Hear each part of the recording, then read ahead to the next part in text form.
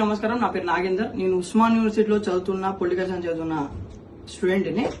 ఈరోజు రాష్ట్ర ఉప ముఖ్యమంత్రి, రాష్ట్ర డిప్యూటీ సీఎం బట్టి విక్రమార్క గారికి ఒకటే సవాల్ విసురుతున్నా. సార్ విక్రమార్క గారు, మీరు రండి, యూనివర్సిటీకి మిమ్మల్ని మేము స్వాగతిస్తున్నాం. ఉస్మాన్ యూనివర్సిటీలో ప్రతి హాస్టల్ తిరగండి, ప్రతి ఒక్క విద్యార్థిని ప్రతి ఒక్క రూమ్ కి వెళ్ళి అడగండి, మీకు కరెంట్ సమస్య ఉన్నాయా లేదా, మీకు నీళ్ల సమస్య ఉన్నాయా లేదా, మీకు మౌలిక సవలతులు ఉన్నాయా లేవా.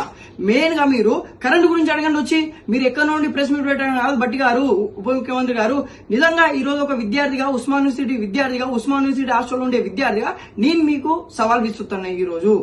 ఎందుకంటే అక్కడెక్కడో కూర్చొని ప్రెస్ మీట్ పెట్టి ఉస్మాన్ యూనివర్సిటీలో ఎలాంటి సమస్యలు లేవు, అవాస్తవాలను కావాలని ప్రభుత్వాన్ని బదనాం చేస్తున్నారంటే, నిజంగా నేను కూడా సఫర్ అయినా కొన్ని రోజుల వరకు సఫర్ అయినా 2-3 గంటలు పోతుంది ఉస్మాన్ యూనివర్సిటీలో కరెంటు.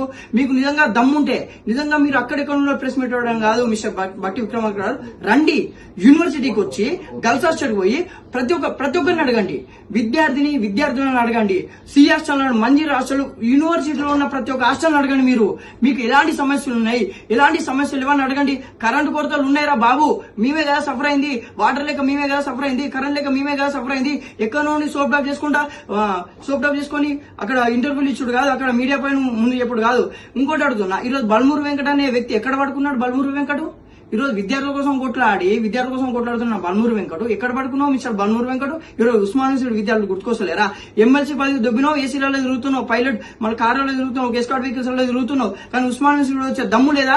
ఈరోజు ఉస్మాన్ యూనివర్సిటీకి మీకు నిజంగా దమ్ముంటే, కాంగ్రెస్ నాయకులకు నిజంగా దమ్ముంటే రండి, వచ్చి ఇక్కడ ఉన్న సమస్యలను తెలుసండి, ఇక్కడ పరిష్కారం చూపండి. నిజంగా ఇక్కడ వాటర్ సమస్య ఉన్నాయా లేదా, నీళ్ల సమస్య ఉన్నాయా లేదా, కరెంట్ సమస్య ఉన్నాయా లేదా అని అట్లా మాట్లాడి మీరు వచ్చి ఎక్కడ నుండి సొల్లు కబుర్లు ఎప్పుడు కాదు. ఖబర్దార్, ఈరోజు కాంగ్రెస్ నాయకులను నేను ఖబర్దార్ అంటున్నా.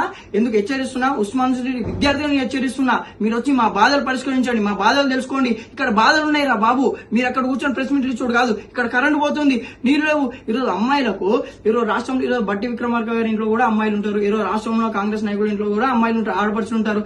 ఈరోజు వాటర్ లేకుంటే అమ్మాయిలు ఎలాంటి ప్రాబ్లమ్స్, ఎంత సఫర్ అవుతారో ఈరోజు ప్రతి ఒక్కరు తెలుసు. ఈరోజు మన తెలంగాణ రాష్ట్రంలో ప్రతి ఒక్కరు ఆడపడుచులకు అందరికీ తెలుసు.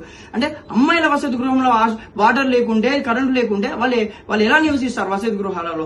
ఉస్మాన్ యూనివర్సిటీ సమీపంలో ఉన్న వసతి గృహాల్లో వాళ్ళు ఎలా నివసిస్తారు? మీరు ఎందుకు అలా తప్పుడు ప్రచారం చేయాల్సి వచ్చింది? అంటే ఈరోజు అమ్మాయిలు రోడ్డు మీదకి వచ్చి బైఠాయించి ఈరోజు నీటి సమస్య ఉన్నాయని చెప్పడం వాళ్ళు ఫేకా? అంటే వాళ్ళు మాట్లాడిందంత అబద్ధమా? అంటే ఉస్మాన్ యూనివర్సిటీ విద్యార్థులు మీరు తప్పుదో పట్టిస్తున్నారు, ఉస్మాన్ యూనివర్సిటీ విద్యార్థులు మాట్లాడి మీరు తప్పని అంటున్నారు. ఖబర్దార్ కాంగ్రెస్ నాయకులు.